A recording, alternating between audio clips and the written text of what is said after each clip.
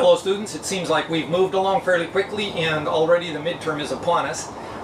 This video lecture is meant to help you answer all of the exam questions. As a take-home exam, this exam is going to be on its face an incredibly difficult exam. It's going to look like something that's really, really difficult, and I apologize for the fact that it's 10 pages long, but let's just get into it and you'll understand how much easier it's going to be to write this exam once you watch this video. And you can come back and watch this video as many times as you want as it relates to each individual question on the exam, so that you can come back and revise your answers.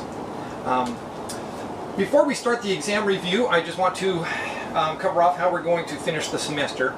Assignment number 4 is due next for the summer 2014 semester. That means it's due on Monday, June 9th. The exam is going to be written and has to be submitted by next Wednesday, June 11th at 11:59 at the end of the day. Other important deadlines coming up are on June 15th, Sunday, I leave for Romania, as I've mentioned before, and as such I'm going to have limited availability. I'm going to have all of the modules through to the end of June up before I leave. So before I leave for Romania, I will grade the exam, because on June 20th it is the last day to drop the class without receiving an F grade. So if after you've written the midterm and I've graded it and we've talked a little bit, if you are just absolutely freaked out that you're going to get an F on the class, or for other reasons, personal family reasons, June 20th is the last day to withdraw without receiving an F on your transcript. It'll show a W. Participation points will be coming up while I am away in Romania. Those will be about assignment number 5, which is an SPSS assignment. I'm sorry, but if you have trouble with assignment number 5, the deadline on that is going to be incredibly flexible. But I want you to try and have whatever you do have finished and whatever you complete on your own, I want you to have that in by Thursday, June 26th, which is the day my plane leaves Romania. And I've got a one-day layover in Berlin, and then I'll be home on Saturday. So by the end of June, I will be able to look at things which you've sent to me and get back to you. That includes the first look for your research project outline, which was part of Module 9 lecture video. And your research project outlines will be due on June 30th, Monday. And originally I had your research project outlines due on June 30th, but I changed that, as noted in the Module 9 video. You have to have that back to me 48 hours after I get returned to you your first look with my comments on your first look. If you have sent me a first look. If you didn't send me a first look, then they have to be, your outlines have to be done on June 30th. But if you have sent a first look in where I just take a quick look at it and you get 5 participation points for sending that, then you have 48 hours after I get it back to you. So that way you can make changes. So there's some real incentive there to get a first look into me, whatever you've got available. Research project outlines will be returned by the July 4th holiday. The first look for your almost finished drafts will be due shortly after that, Monday, July 7th. And then the research project almost finished draft is due on July 14th. These deadlines are very, very important because at this point in time I can't keep up to grading and still make all of the steps necessary to finish the semester in time. So your first look presentation slides, if you want me to take a look at that before you finish your PowerPoint and shoot the video or record your PowerPoint audio, then you can get those to me by July 14th, and I will have them returned to you by then in time for you to get your research project presentations in by July 24th. Final exam questions will be available on July 21st, and then everything comes to a crashing completion. By Thursday, July 31st, your final exam has to be submitted, and by Friday, August 1st, I have to have your research project final draft in so that I can grade it and get the grades up on the banner system at the FAU for those of you, especially who need to graduate. So, your instructions for completing the midterm exam. The midterm exam is an online exam, and as such the final submission has to be done through Blackboard in a prescribed format, because that's the only way that I can grade them quickly and get the grades back to you before I leave for Romania. So type your final exam into a Word document first. You know, there are provisions where you can go into Blackboard and upload it and actually do your work on Blackboard, and it's done in such a way that you can leave and come back and leave and come back until you actually click on Final Submit. But I recommend strongly that you do your final exam as a Word document. That way, if anything happens with the technology, you can just say, something happened, Professor Leavitt, here's my Word document, and you haven't lost anything, and I've got this very intact document that I can grade off of as well, should that come down to a possibility. You get into the exam by clicking on the exam hyperlink in Blackboard. This window will open up. There will be, in addition to the midterm exam, there is now on this page the written exam questions and your detailed instructions. So what you will see screen captures of here is now up on Blackboard. You can download it. It's 10 pages long, like I said. There are some hyperlinks in it if you want to look at it as a live PDF on your computer and follow the hyperlinks. I would recommend that you download it and print it and start your work on a Word document and come back to that. Do one question at a time. Focus on one question at a time. Don't conflate everything into something big and grand by trying to do all 4 questions in one sitting. Do one question at a time, and then clear your head, then do the next question, clear your head, do the next question, and you'll understand the benefit of doing that. But when it comes time to actually upload your exam, this is the hyperlink that you'll hit, and I need you to pay close attention to how this works.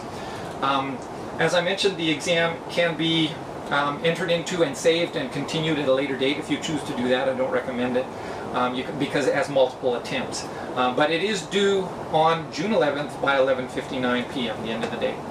And that's when you have to actually upload it and click on Submit before then. This is how the questions look. Now, because it's an online exam, the questions are numbered automatically for me, so it goes question 1, question 2, question 3. But if you read inside the question above the answer box, you'll see that this is actually question 1, part A. This is question 1, part B.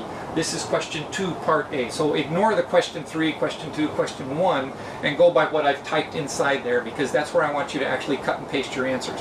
And the reason is because they are, there's the points. So here's 12 points for question 1, part A, 13 points for question 1, part B, 6 points for question 1, part C. This will allow me to go through and grade them individually as individual questions, even though it's part A, part B, part C, part E, and so forth. Just ignore these questions where it says 1, 2, and 3. Here are the 3 submit buttons up here. One is Save All Answers.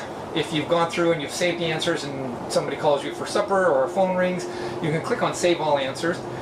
This is the one you don't want to hit, Save and Submit. If you click on Save and Submit before everything is in there, you're done. That means it's uploaded to me, and whatever you had in there is what I get. And we can't go in and fix that. So don't click on Save and Submit until everything's ready. I would recommend that instead you cut and paste, and you have to use Control C to cut from your Word document. So highlight the paragraph. That is the answer to question 1A. Highlight the paragraph on your Word document, hit Control C, click once here in this cell, hit Control V, and your answer is pasted in. And then go to question 1B, highlight your answer, Control C, click inside the square here, Control V will paste it, and that way that's how you go through, and there's and you'll go through the whole midterm exam by doing it that way. But every time you paste, hit Save Answer. When you answer part 1B, hit Save Answer. When you answer part 2A, hit Save Answer. So that will save your answers in case there is an internet break, or if your computer goes, or your battery runs out on your laptop. Each individual, after you hit Control V, click on Save Answer. That's the recommended procedure there. So let's get on with the midterm. This is an open book test. What I recommend that you do, and I've only done it for question 1, but I recommend you do it for all 5 questions, 4 questions and a bonus question, is that you go into the back of the book. When I looked up the term generalizability at the back of the book, it gave me pages 27, pages 58. Page 27 talked about consistency and patterns. Page 58 talked about study population. Page 72 to 73 talked about social situations and matters of degree. Page 105, page 179. Everything up to page 266 in the textbook is something that you should have read or understood before the midterm. If you're in the back of the textbook looking at the index, and you're looking up external validity, which is what you're going to have to look up, and generalizability, which is what you're also going to have to look up to answer question number 1. You rest assured you're going to have to write down on a little scratch pad everything up into page 266 because it's valid, and I may expect that to be part of your answer. As a matter of fact, you should try and make it part of your answer if there is a reference in the index to a key term which you want to use on this midterm. So that's how you're supposed to answer question number 1. The question asks about using vocabulary from the textbook. Describe what kind of data provides a strong case for being generalizable. Look in the back of your textbook, as I mentioned, anything up to 266. External validity is required in order for findings to be generalizable. So look up external validity as well. These are the numbers for generalizability. I didn't put them on here for external validity. The research aims to generalize. This idea is something that's think about as you're answering this question. Generalizability is the ability to take the results of research and apply them in situations other than the exact ones in which the research was carried out. If the research results only apply in the exact setting, here's a key to your answer. This should be in your answer somewhere, somehow. If the research only applies in the exact setting, time, place, circumstances, those are the 3 things that will limit generalizability, or in other words, limit external validity. That should be in your answer. Then they cannot be used to inform policies or practices in other situations. Doesn't make them unimportant. It just makes them, it just limits the external validity or the generalizability of the research. It's still very important research to do, but you just have to recognize where the limitations are. That is part of your answer to this question, part B. External validity is the extent to which a study's findings hold true outside of or external to the particular context of the research. Your population of interest, it is constrained. If it is constrained, then you have a limited external validity. Random sample versus probability sampling. If you took probability sampling limits external validity and generalizability. We haven't covered that off yet, but I put it in here in case you want to throw that in your answer. True random sampling is the best research out there. That's the gold standard. If you have pure random sampling, then it's the most generalizable research. If you had to resort to probability sampling in order to get to your population of interest, then you have limited your external validity or generalizability. A volunteer sample, like the same way, limits generalizability, and a convenience sample limits generalizability as well. These are the most readily available, and they're still valuable. You just have to recognize their limitations. Replication of research builds external validity. If you are able to replicate a study, so let's say I did one in Liberty City, and then I went and did one in Detroit. And everything that is similar between Liberty City, Miami, and Detroit, that's replication of research, and it adds external validity because now I've compared 2 major metropolitan areas.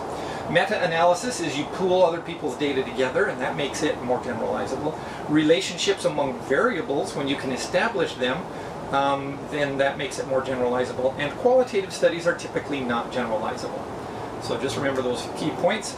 Awarding of points for this question, list and define at least 6 concepts. This is question 1, part A. List and define at least 6 concepts. There's 2 points for each, so this is where your key terms come in, that either enhance or diminish external validity in the studies.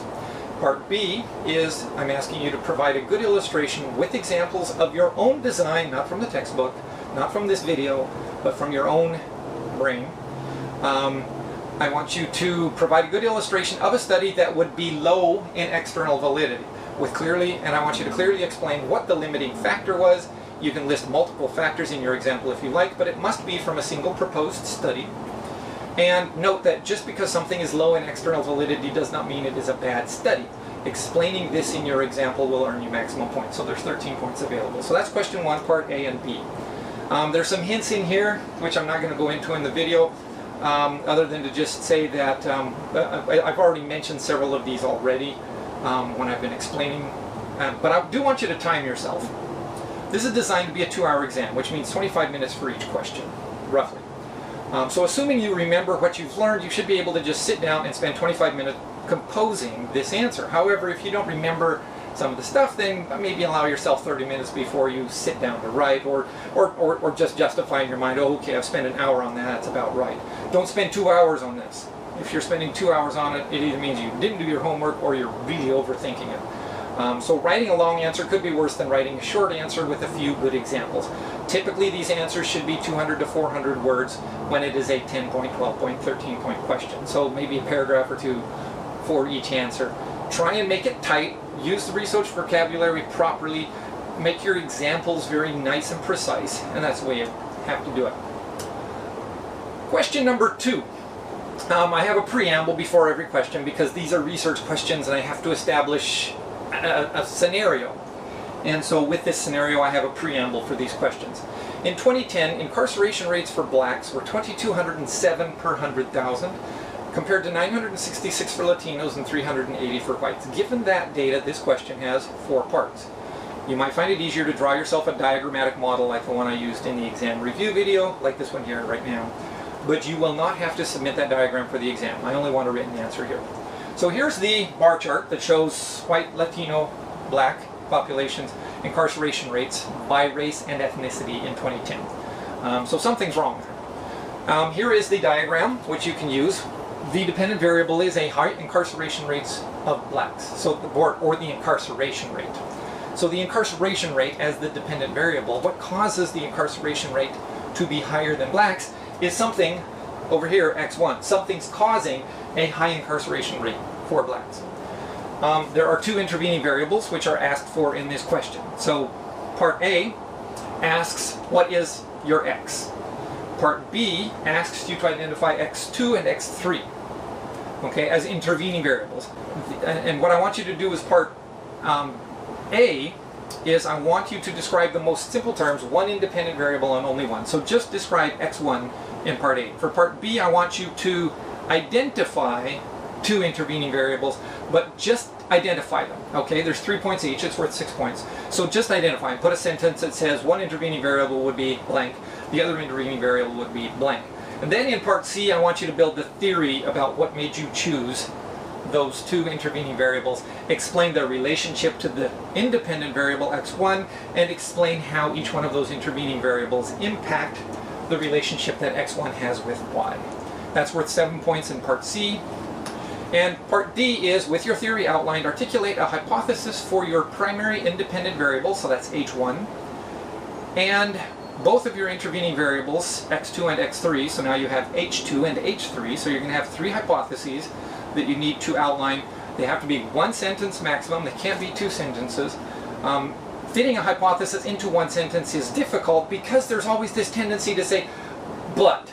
So you would say, this is what I think will happen, but what happens when you try and get a second sentence is, or if you find your brain trying to force a second sentence into your hypothesis statement, what it's trying to do is it's trying to say, oh, there's an intervening variable which I'm trying to include in here. So stop your brain from doing that and limit your hypothesis for X1. So your H1 to X1 will be 1 hypothesis worth 2 points. H2 to X2, your second hypothesis for an intervening variable, is another 2 points. And H3, your third hypothesis, to X3, your second intervening variable, is another 2 points. So 6 points for part D. Hints, these are very lengthy explanations and they're there to help you. This explains knocking the straw man down. So current policy is your null hypothesis. You're not going to have to write a null hypothesis for this question, and I explain that very clearly in these hints here. But just think of it in terms of current policy that is sending blacks and Hispanics to jail in huge numbers is already your null hypothesis. Remember, when you flip a coin 50% of time, probability theory states that if a coin is not weighted, when you flip it 100 times, roughly 50 times you can expect to get heads and 50 times tails.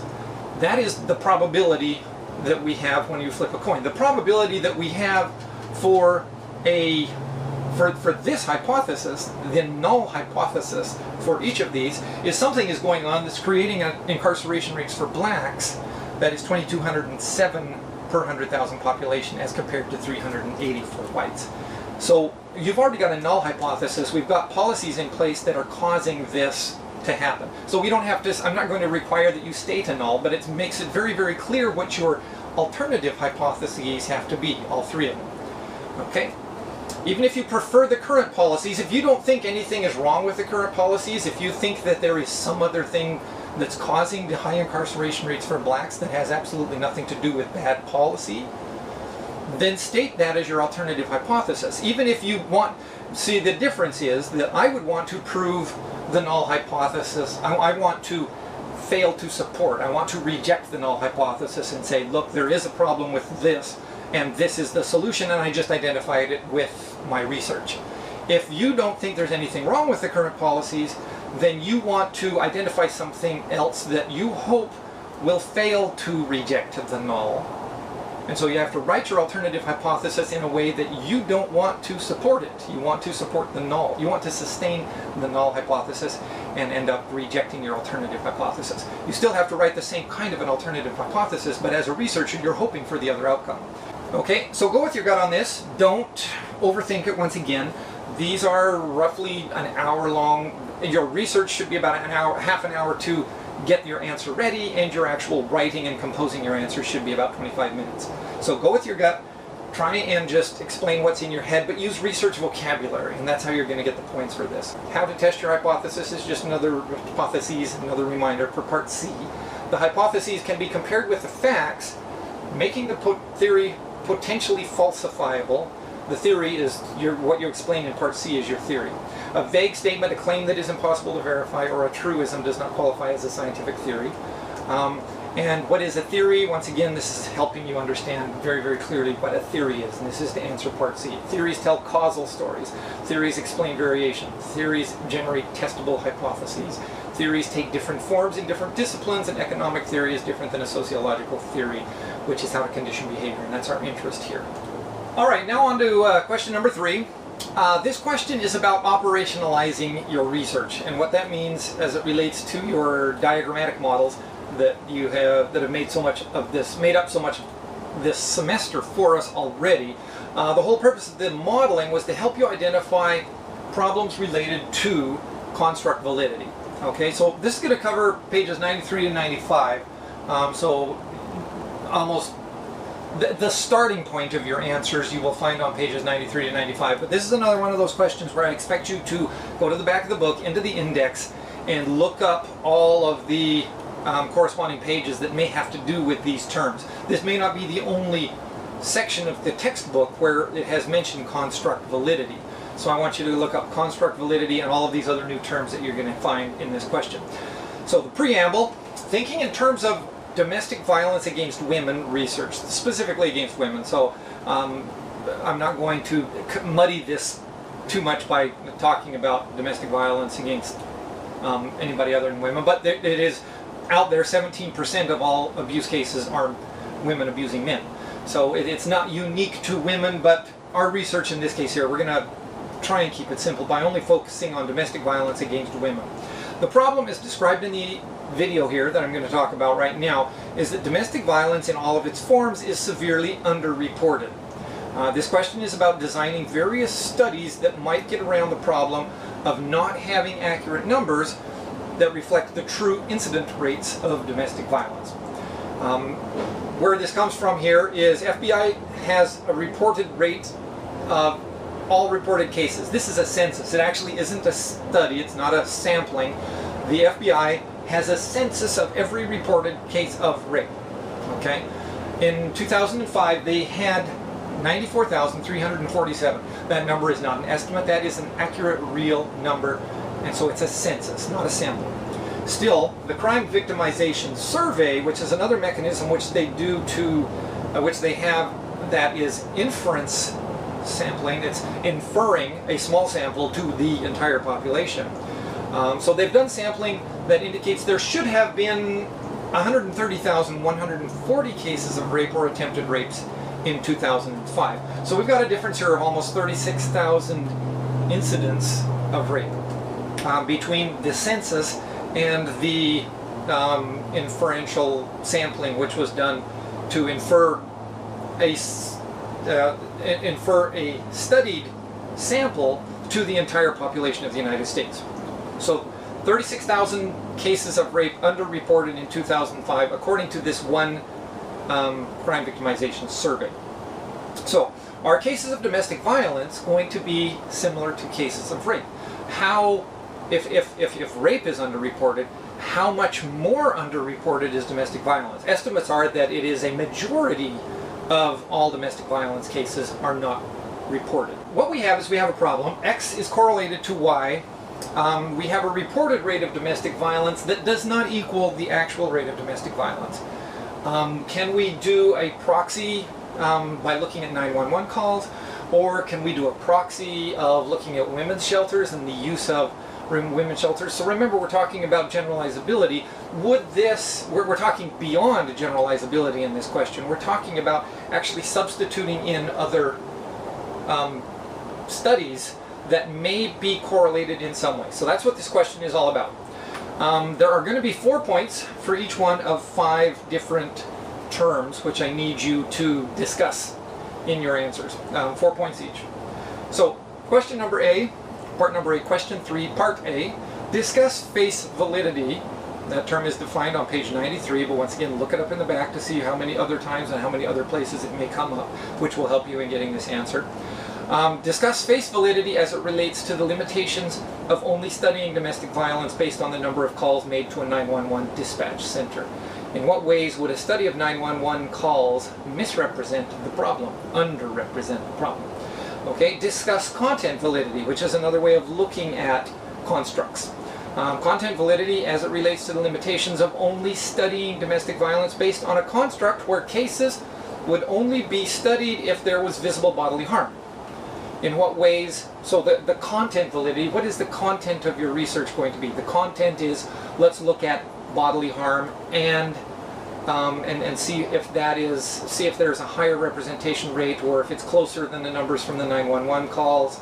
A lot of people go to the hospital. So discuss the idea that visible bodily harm will possibly have content validity as it relates to actual incident rates of domestic violence.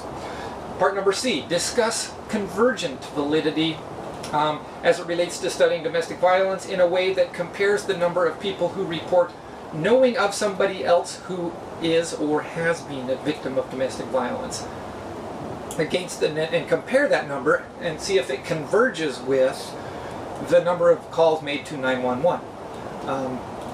In what ways would a study of this nature more accurately capture the extent to which the problem was previously underreported, and include in your answer the idea that there may be a risk of over-reporting if you use these constructs as convergent, to establish convergent validity.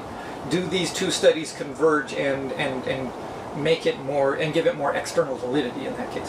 When relying upon, part number D, when relying upon criterion validity, there are 2 different kinds, concurrent validity and predictive validity. So these are criterion validity, and we're going to establish another criterion. This is where you can put in the idea of a proxy.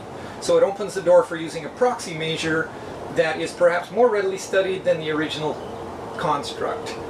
Discuss concurrent validity for part number D. We're only talking about concurrent validity as it relates to asking participants whether or not they have ever been threatened or otherwise coerced into engaging in an activity that they felt degraded them.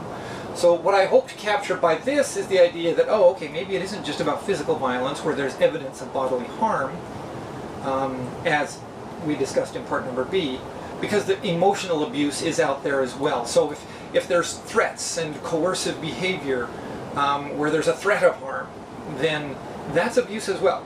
So this concurrent validity of interviewing and talking to people and building a survey where people might be a little more willing to come forward, might be a little more forthcoming in discussing about their threats and coercive behavior that they experience.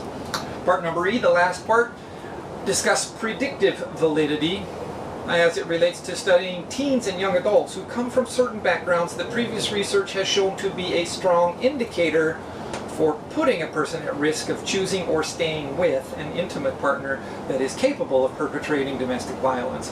In what way or ways would or could a study of this nature impact actual incident rates of domestic violence? So the predictive validity, and so let's go back and see if there's something that we can understand and see in high school age children and adolescents that may impact domestic violence later in their lives, or their propensity to be vulnerable to domestic violence, or even perpetrators of domestic violence. So these are all 4 points, really short answers, just 1 paragraph each. Once again, you're not writing essays on each one of these topics. You should be writing for about 25 minutes if you are writing steadily. If you have to go back and look up stuff, maybe give yourself an hour on this question. But don't make it too short, or else I'll have to dock marks if you don't cover it off. And once again, always, always, always research vocabulary. Question number 4 is a doozy. I'm sorry, but there's a lot of preamble to question number 4 that I need to go through, because what I'm setting up, and the reason I'm setting it up this way, is chapters 4 and 5 were very, very good chapters, and there was a lot of material in chapters 4 and 5, but the examples used in the textbook were very rudimentary. And I want to give you all a better idea of how chapters 4 and 5, specifically chapter 4, how to design a good descriptive study, and second, getting in to know your sample. And so what I have to do here to introduce in this preamble of question number 4 is I have to give you an idea of what a study looks like, a good comprehensive study looks like. And then as it relates to what chapter 4 and chapter 5 taught you.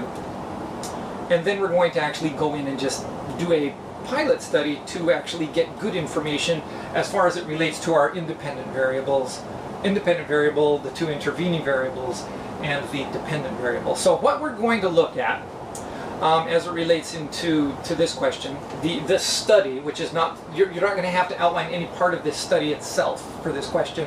You just have to know what we want to look at when we're actually done this pilot study that we're going to talk about. We want to look at the risk of sexual assault and sexually transmitted diseases that young people are exposed to or expose themselves to willingly by using hookup apps.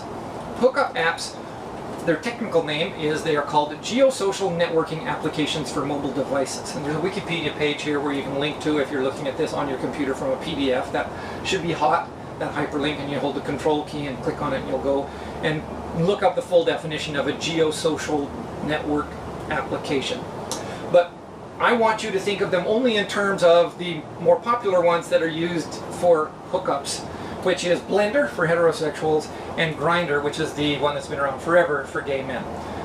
These apps, what they do is they allow you to get on your phone. Your phone is known on a map and people around you, and it says, oh, okay, this person is 1,000 feet away, this person's 400 feet away, this person's a half a mile away, and they're looking for the same thing you're looking for, and it's sex.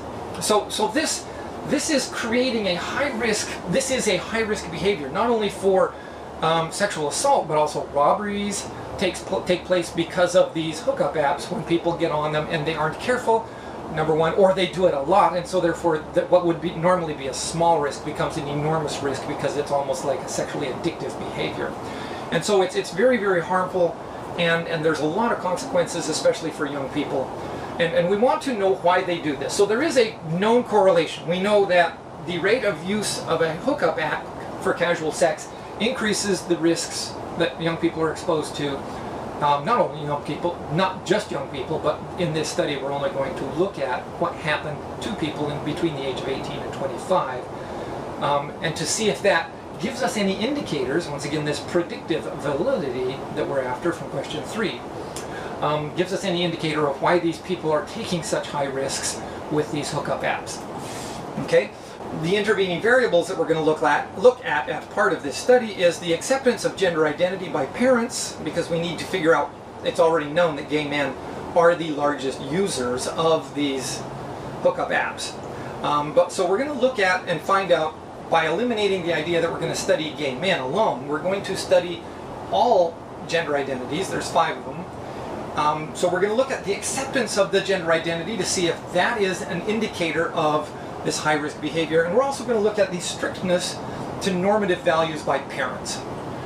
So if you come from a very, very conservative home where adolescence was this time of severe oppression, when you turn 18, do you get into high-risk behavior?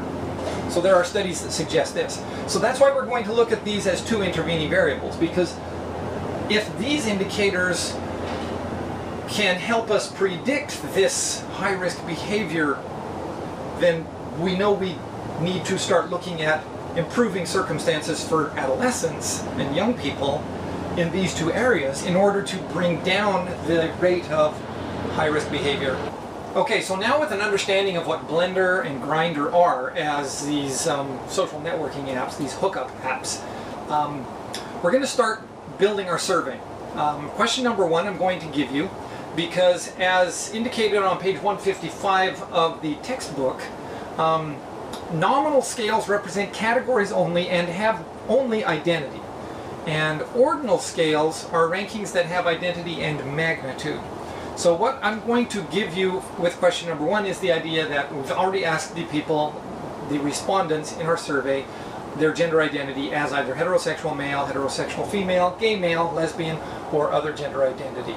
And so with those gender identities, we're going to now set the stage for the second question, which you have to write. Okay, research has already shown gay men, as I've mentioned, to be the biggest users of hookup apps.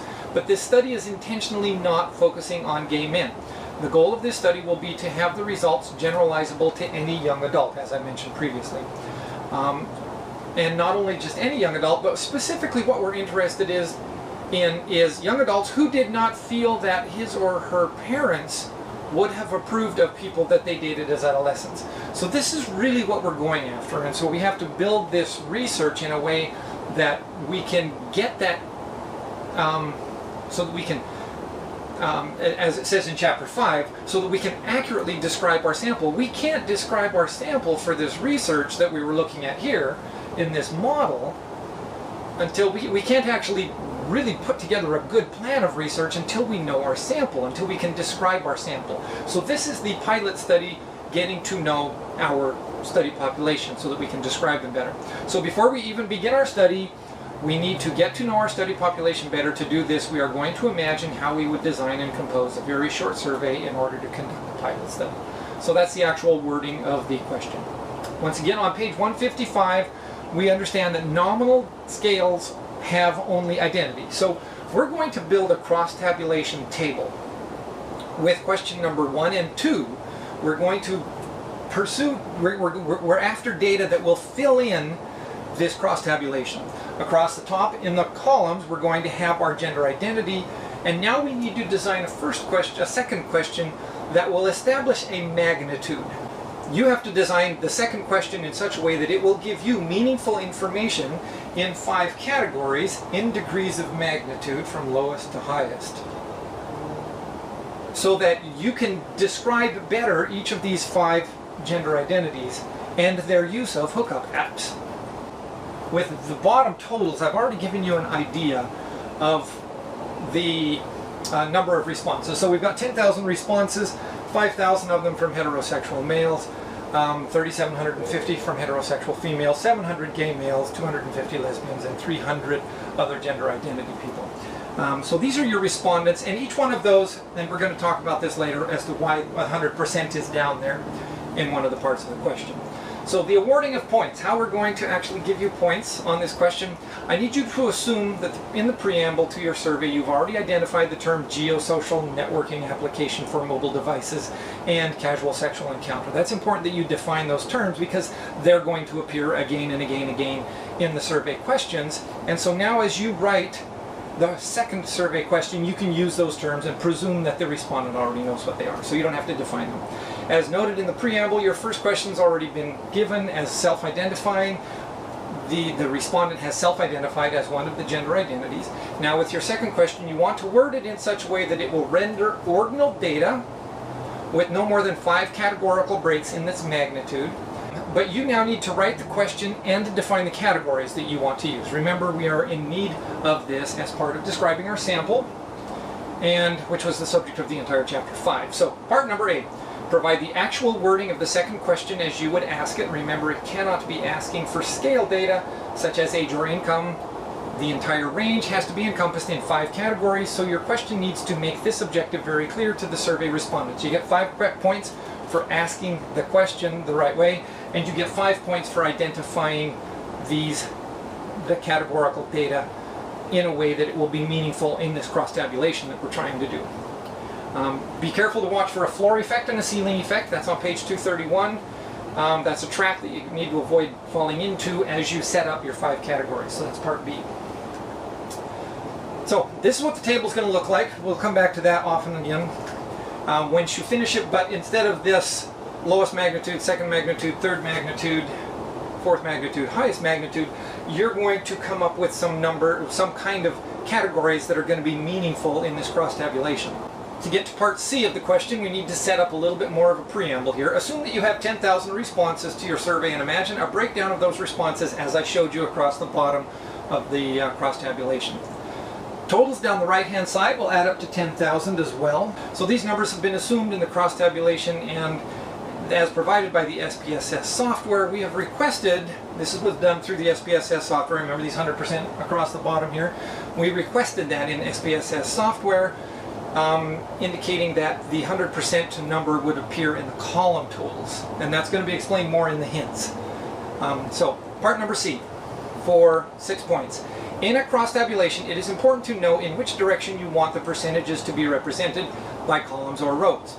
In this example here, you would absolutely want to have each column total represented as 100%. This means that if there are only 700 gay men who respond out of the 10,000, you will want 700 to represent 100% of the gay men. That's very, very important wording.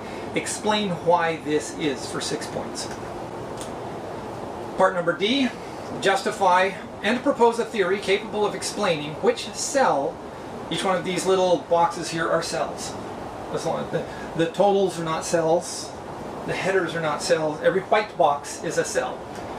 So, as part number D, explain which cell in your cross tabulation is most likely to have the largest raw number. Okay, out of the 10,000, the 10,000 respondents will be broken down as raw numbers. So, which cell do you expect to have the largest raw number of responses? And contrast that to the cell that might have the highest percentage when calculated as a percent of the column total. This is going to be explained more in the hints, so I'll just table that for right now if you have a question as to what that means. Depending upon the wording of your question in A above, so you worded this question, so I can't help you at this point in time. You worded the question and set out the 5 categories.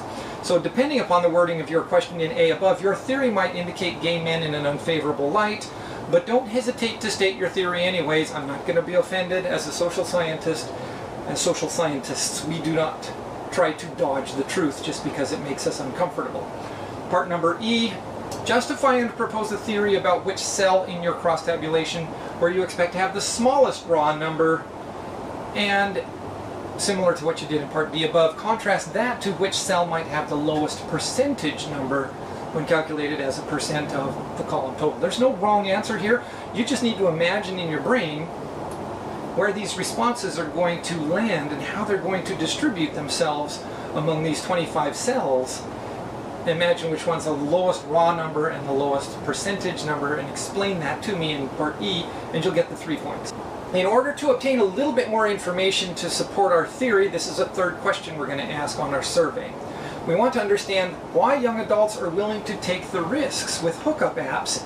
And in our survey, we want to explore a little bit more about what kind of a relationship they had with their parents.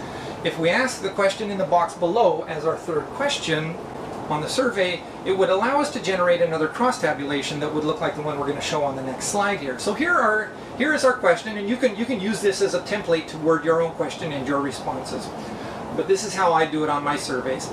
Please choose the answer that best describes your parents' opinion of your dating desires and or activities when you were between the age of 18 to 25. So this survey is being designed that I would take it and I would remember back to what my life was like as an 18 to 25-year-old and answer this question. So the 5 possible answers are, for this third question on the survey, is number 1, I knew my parents would never approve of the people I wanted to date, therefore I never dated at all. I knew my parents would never approve of the people I wanted to date, so I chose to date people that they would approve of, even though I was never really interested in the person as a boyfriend and girlfriend. Obviously I have 4 children and I'm a gay man, so this is what I chose in my life. So we're trying to capture people so that every respondent out of the 10,000 will find one of these 5 that matches. We're going to force them to fit into one of these categories, and so that one's the one I felt comfortable with, so I would answer here. Third option, I knew that my parents would never approve of my choice in boyfriend-girlfriend, so I never really let them know who I was dating. Fourth option, I never hid who I was dating from my parents, but I did feel their disapproval of the people that I was seeing. Fifth option, my parents made it clear that as long as I was not dating a criminal, a drug addict, an alcoholic, or other kind of degenerate, I was always free to bring that person home because they would have wanted to meet this person. Okay, so those are our 5 options, and that's how we would represent this on a cross-tabulation with the data from the 3rd question on the survey. Shortened to mean never dated, fake dating, secretive dating, endured disapproval, and parental endorsement. Question number F then, for 8 points, is describe how the above 3rd survey question of our survey and its resulting cross-tabulation as represented here would be useful in refining the diagrammatic model presented in the opening preamble to this question. In your answer, mention which cells in the table immediately above, this one here, would likely be the most informative in describing unique traits about your study population. So think in your own mind, if you think about this cell right here, here I'm on a green screen, so I have no idea what I just pointed to. So let's imagine gay male and faked dating, which is where I would have answered my response. I have to think in my mind, out of people who use hookup sites, regardless of their age in this day and age, out of all of the people who use hookup sites and answered that identified themselves as gay, how many of them would answer in the same cell that I described myself with? And so you can imagine any of these other cells. So if somebody was transgendered and they wanted to bring home the person they were in love with, would they choose to never date, do you think? Or would they fake dating? Or would they be secretive about their dating? Or would they just go ahead and do it and endure the disapproval of their parents? And how many of them do you think would actually have parental endorsement of the person that they wanted to date? So imagine the answers to that response. Remember, you're only measuring these out of a total of 300 if you were in the other gender identity column. So all of the respondents in these 5 cells are only going to total 300, whereas in this column over here, these 5 cells are going to total 5,000. And that should tell you several things that you need to know about how to answer part A, B, C, D, E, and F. Hints. It might help if you, in your answers, recall the cross-tabulation that was used in the Module 6 video. Now, the Module 6 video, I didn't want to use it exactly the way I presented it in Module 6 because it had the percentages totaled across on the rows, and in this question here I'm asking you to total the column. So I redid that same table that was presented in Module 6 video with the totals at the column. So here we have 5.4%, 50%, 44.6%, which the 3 together, because we've got 3 degrees of magnitude here as far as the response to this question. Remember, this cross-tabulation put the education level of people separated into 3 degrees of magnitude, less than high school, and junior college or more. So we've got a magnitude of education here, and that's ordinal data. And here we have an identity. Did you use a computer or not? So do I identify as somebody who uses a computer? That's my identity. Yes, my identity column is the yes column. So this information gives you identity, which is nominal data, against identity and magnitude, which is your ordinal data in the rows. So this is how that other table that we've got for this question is set up. And this is how to utilize that 100%. Now notice in the bottom right hand corner, 1,404 people responded to this survey. So the raw numbers add up to 1,404 down the total column, and the raw numbers in the total row, once again, equal 1,404 as a raw number. Now the percentages are totaled by column just like we did for our cross-tabulation. The answer to part C above will be given in the exam review video. So play this back, and I've already given you the answer to part number C. Remember, part number C was, in a cross-tabulation, it is important to know in which direction you want the percentages to be represented by columns or rows. Now for the bonus question. I didn't make it clear in previous semesters, and I was really shocked to see how many people didn't even attempt to answer this bonus question because they thought it might be complicated, or it sounded complicated, so they just blew it off. it was really disappointing because I did not intend for this to be a hard bonus question. I have given you very hard questions from 1 to 4, especially number 4. And so what I want to do with this bonus question is allow you to bump up your percentage 10 points in case you really blew it and you didn't know something, or if you went off down a rabbit hole and you really blew it. This allows me to basically give you a gift of 10 points so that I can play with this a little bit. So try and answer this. You'll be surprised at how lenient I am if you just spout something off the top of your head. So in the Module 0 video, the course introduction, the topic of causality or correlation was discussed. It specifically discusses how the assignment of blame is often the objective of some researchers. Remember, good research either supports or condemns a position. And the specific slide that I'm talking about was the one by Joan Walsh about her book, What's the Matter with White People? On the back cover she wrote, right-wing culture warriors blamed the decline on the moral shortcomings of other Americans, blacks, feminists, gays, immigrants, union members. This is what is known as relying on a spurious correlation. And so we've talked about that in one of the questions here about the propensity of doing a spurious correlation as it relates to the question on incarceration rates for blacks.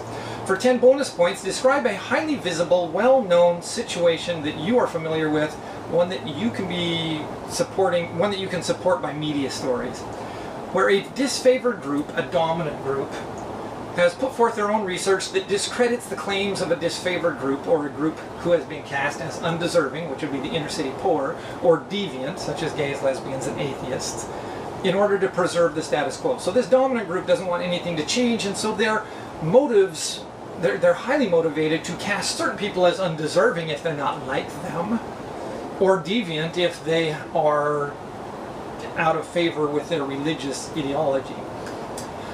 So we're talking about causality or correlation. Remember, this is what Joan Walsh talked about, blame. So did as Joan Walsh said, the blacks, feminists, gays, immigrants, and union members cause the American dream to be less available? You know, that's kind of what they're arguing here. The golden age was lost, as Joan Walsh writes here in her book. So on the bonus question, here's some examples you can draw from in your own. You don't have to use any example that I have. You can talk about environmental issues and science deniers. You can talk about radical homeschooling ideology and how that is affecting children. Bombings or abortion clinics, bombings of abortion clinics, the denying of same-sex marriage equality in some states, the denial of voting rights in some states, not speaking out, sort of disproportionate incarceration of blacks and black males, which is what we already discussed as one of these questions here, stalling immigration reform, discrediting the causes of the obesity epidemic or the war on drugs, or anything to do with Israel and the Middle East. These are all ideas where there's a dominant group that has cast somebody else as undeserving or deviant. And so society needed to be really hard on these people, or ignore their needs because they're undeserving, or be really hard on them because they're deviant somehow, they're criminals, or they're threatening to the old way of life somehow. So how to answer the question? Just pick a topic that you're familiar with and argue reasonably well on both sides of the issue, specifically pointing out any spurious correlations that either or both sides have been using. That's 5 points right there. And then point out how complicity by those in a position of privilege protects their privileged status from being altered by policy change. That's another 5 points. Evidence can mislead, so here's some spurious correlations. Here is a web ad that talked about everything that is a problem with Obama in the 2012 election. Obamacare's killing jobs, the national health care scheme, thousands of new IRS workers have been hired to enforce Obamacare's new taxes. This November 6th, vote to keep America free, as if Obama was taking America into a prison. So these spurious correlations, is there a degree of complicity in consumers of media?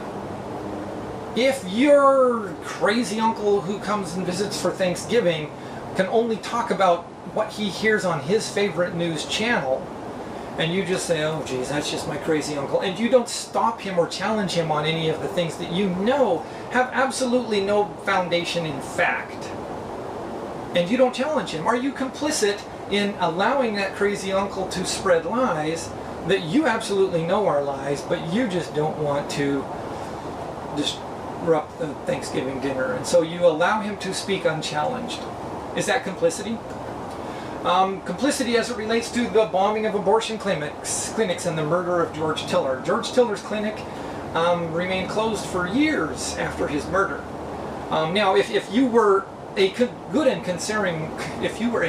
caring citizen, the law of the land does allow abortions. It was the law of the land, and so people who want abortions, women who want abortions, do have a right to access an abortion because it's legal. And how complicit are certain individuals who went along with and just kind of turned their back on the idea that, oh, okay, there's people bombing abortion clinics and, oh my gosh, George Tiller got murdered. Well, we can't have his clinic reopening, so I'm really kind of glad George Tiller got murdered. That's complicity. Because in America it is legal for women to have an abortion. Whether you agree with those women having an abortion or not is irrelevant to the fact that the law of the land states that women can have abortions legally in the United States. So you would think that people who were not complicit in this violence that ended up in murders and maiming of people across the United States and millions of dollars in damages, people are complicit in turning their back to this and saying, you know what, I'm kind of glad that person did it. That's complicity. So there's two faces of power when you're talking about complicity as well, and you can put this in your answer.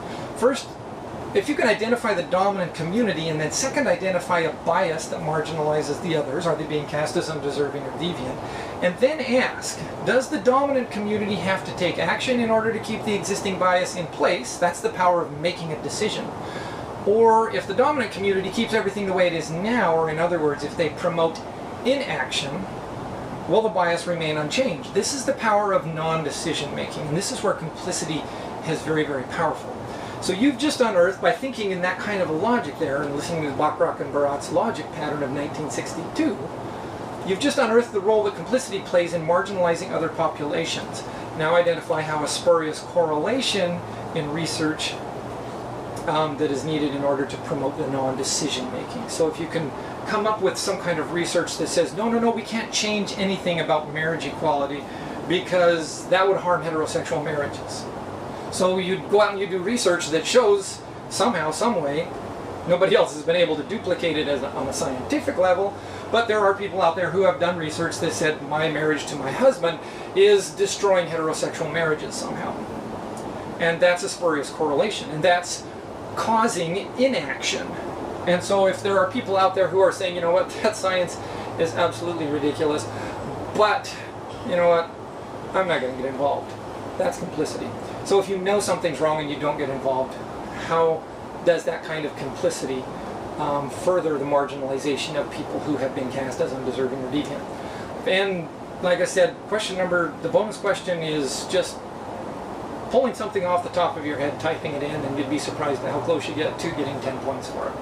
That's it for the midterm. Good luck, and I look forward to seeing your answers.